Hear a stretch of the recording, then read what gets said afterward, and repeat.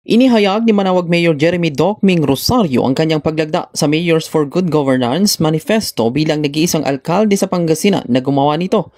Mula sa 44 na bayan, 4 na lungsod at 6 na kinatawan ng distrito ng Pangasinan, siya lamang ang lumagda sa nasabing manifesto. Layunin ng manifestong ito na sinusuportahan din ng ilang mga alkalde sa bansa na manindigan sa paghingi ng ganap na transparency, accountability at hustisya sa mga proyekto sa pagkontrol ng baha. Hangad nito na mapangalagaan ng maayos na pamamahala at proteksyon na para sa kapakanan ng bawat pamilyang Pilipino at tututukan ng mga budget na inilalabas ng gobyerno para sa mga proyektong isinasagawa sa bansa. Sa isang panayam ng Bombo Radio Dagupan, sinabi ni Rosario na hindi na bago sa kanya ang pagsuporta sa samahan na nagtataguyod ng good governance dahil matagal na siyang kabilang dito mula pa nang maupo siya sa kanyang unang termino bilang alkalde.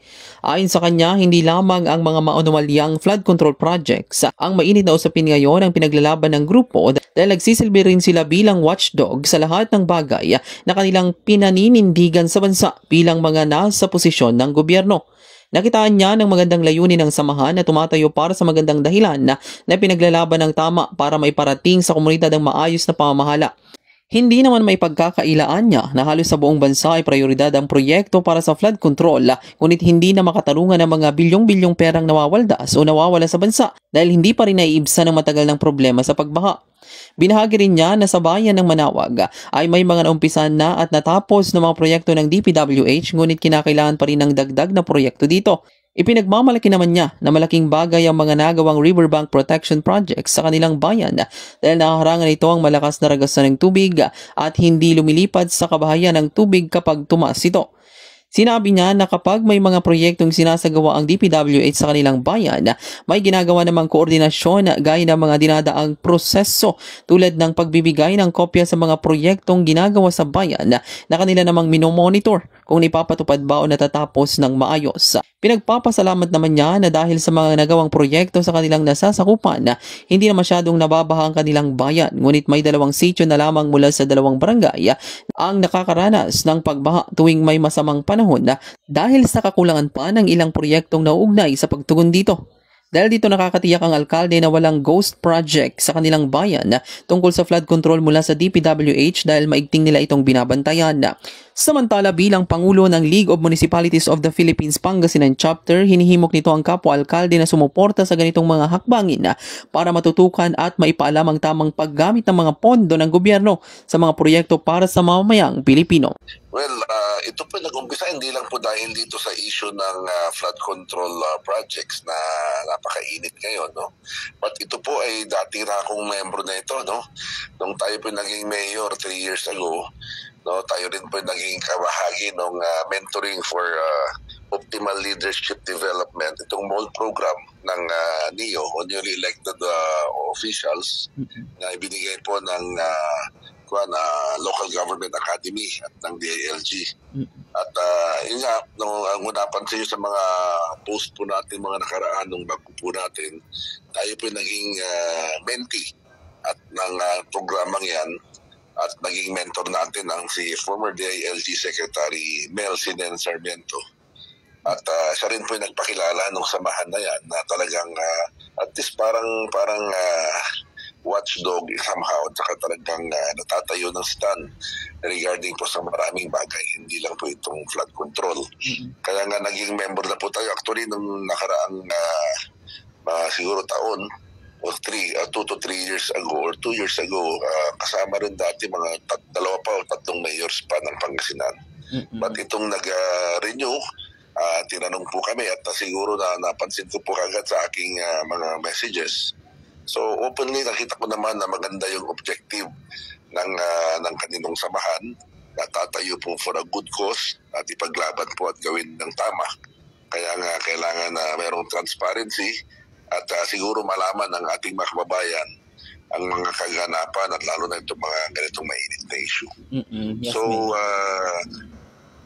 luckily dahil nga tinitingnan ko itong kasamahan namin sa MOLD, just to give you a backgrounder, Bombo Oliver, siyam lang kami na nag-graduate na batch namin noong 2023 na naging nagtapos dito sa MOLD program ng LGA o yung Local Government Academy. At isa po ako, isa lang po ako sa Pangasinan doon. Kaya may magkasamahan ko rin na from other provinces sa buong Pilipinas ay nandun din na nakasama dyan sa samahan po ng itong conveners o kaya itong mga kasama sa itong mga names na nababasa nyo. Well, actually, parating nakikita kong partiyan sa mga programa ng ating DPWH, no? Dahil nga nakita ko rin na naging prioridad naman po ng karamihan ang flood control, no?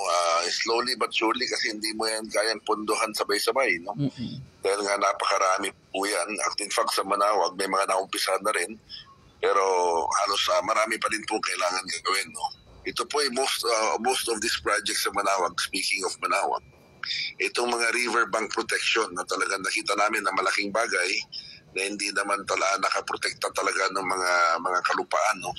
Dati po kasi kung walang protection po itong mga gilid ng mga riverbanks namin, no, lumilipat po yung ilog minsan pag mataas ang tubig. Ngayon po talagang steady na nandun lang sa kanyang dapat na lugar dahil po sa riverbank protection. Pero marami pa po, no, marami pang kailangan din lagyan po dito. Ito po yung nakita nito mga boulders na nilalagay sa gilid at mga ibang mga konkreto na nilalagay para po maprotektahan ang riverbanks sa Manawag. Merong proseso ang DP na bigyan copy furnish po kami, pero as to the prioritization, since they are more knowledgeable, mas medyo alam po nila kanilang dapat i-prioritize. Kaya nga nakikita na lang po namin na ito yung mga ginagawa po ngayon. But basing on experience, nakita rin namin talaga, especially yung mga napaprioritize po, yung mga medyo kurbada, no, na mga ilog.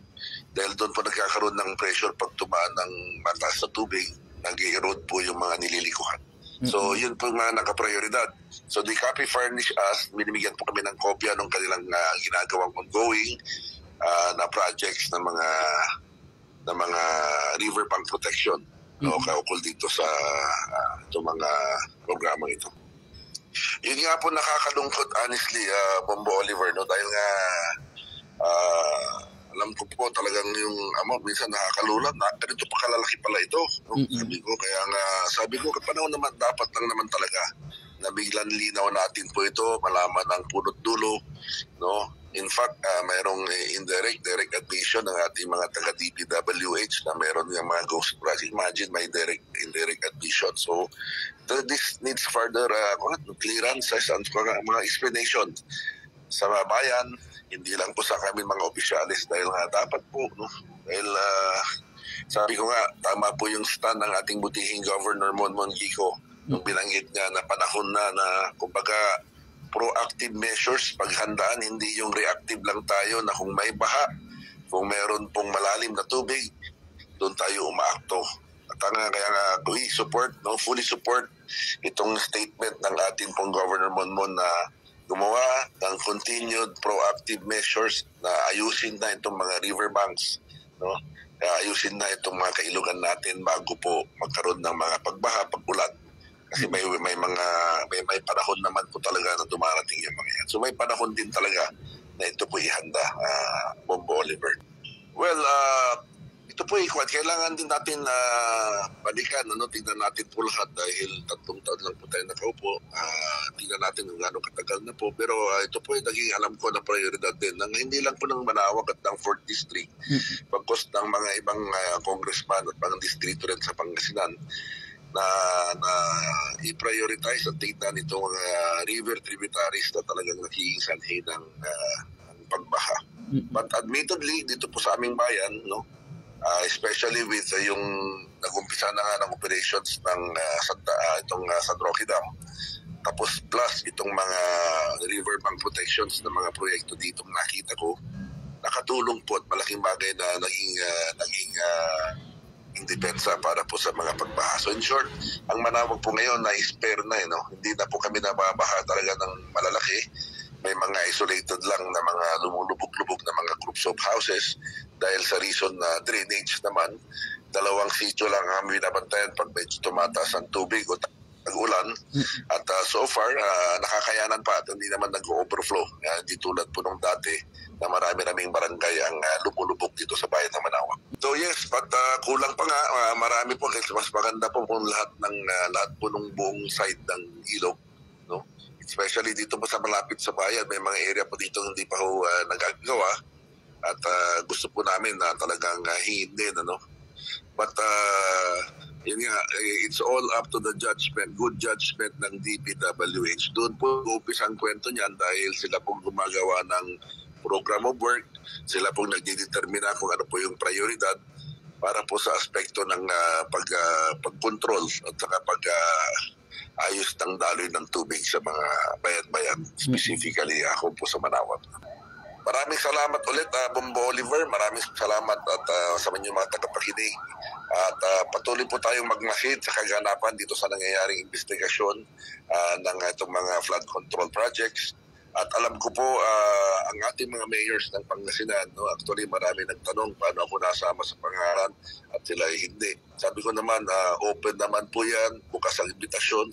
Sabi ko at actually baka nakaligtan lang dahil nga nagkaroon din po ng mga invitation letter siguro sa kanilang mga email. Hindi lang po siguro napansin. Pero this is actually intended to invite every mayors na maging una, tumayo at maging kumbaga magkaroon ng matibay na boses itong mga local executives para po sa kapakanan ng bayan, para po sa ating mga pagbo-monitor, lalo na po itong issue na mainit-init na flood control projects. So I believe marami nagtanong, marami pong gustong sumama dahil nakakausap ko namin ng ating mga mayors at in principle talagang naniniwala rin po sila na dapat lang na maging linawin po ito sa bayan. Itong mga issue na po, bilyones pa, hindi nga milyon ang usapan pala dito, bilyones. Kaya nga po all the more na ipaglaban po natin ito. At definitely ang LMP Pangasinan, magkakaroon din po kami ng statement na in the future, in the near future, dito sa mga nangyayari ito. But we should all remain vigilant dito po sa nangyayaring ito dahil this is something na sa akin po ay napakaseryosong bagay na dapat po tingnan ng mas malalim talaga. So everybody remains innocent until proven guilty, pero lumalabas po yung itong mga istorya na yan at first ako nga, yan ang alarm clock po talaga at yan ang pagpatulog na pinapanood natin. Ang daming ganap sa Senado ngayon. Kaya po, at at the end of these investigations and inquiry, ay magkaroon tayo ng matibay na solusyon at kung sino man ang mga medyo talagang nakagawa ng mali sa mga bagay na yan, dapat may patutunguhan din in fairness and of course alang-alang po sa ating bayan. Para sa programang Bombohan ay Big Time Patrol numero 5, Bombo Oliver na kumus nag-uulat. This is Bombo Radio Philippines #1 and most trusted source of news and information. Basta radyo. Bombo!